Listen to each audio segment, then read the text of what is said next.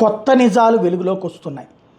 ఏదైతే కాశ్మీర్లో జరిగినటువంటి ఉదంతం ఉందో పహల్గావ్ దగ్గర, ఈ ఉదంతానికి సంబంధించి వాళ్ళు ముందు రోజునే రెక్కీ చేశారు అన్నటువంటి విషయాలు వాస్తవానికి లోకల్గా వాళ్ళకి ఆయుధాలు ఎక్కడి నుంచి వచ్చినాయి అకస్మాత్తు అంటే ఆయుధాలు ముందే తెచ్చుకుని అక్కడ దాచుకున్నారు, ప్లస్ ఆ ప్రాంతంలో ముందే రెక్కీ చేశారు, ముందు రోజునే చెక్ చేసుకున్నారు.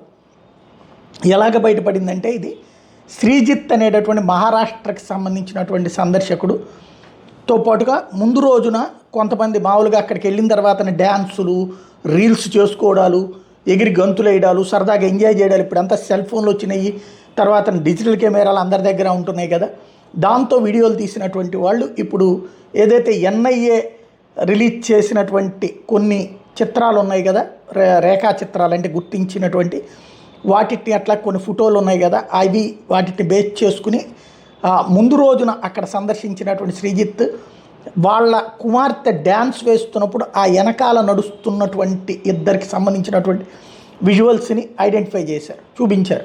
వాళ్ళిద్దరూ కరెక్ట్గా ఆ రోజున దాడి చేసిన వాళ్ళ అంటే మరుసటి రోజున వీళ్ళకి రోజున ఆ ఘటన జరగలేదు, ఆ తర్వాత రోజున ఆ ఘటన జరిగిందనమాట. వాళ్ళిద్దరు ఫేసులు ఈ ఉగ్రవాదులతో పోలున్నాయి, ఆ విషయాన్ని చెప్పారు. ఇప్పుడు ఎన్ఐఏ ఆ దిశగా అడుగులు వేస్తుంది. ఇక్కడ యాక్చువల్గా నిన్నంతా గందరగోళంగా ఉంది నిన్న మొన్న, ఇప్పుడు ఎన్ఐఏ ఒక సిస్టమేటిక్ దర్యాప్తులో ఉంది.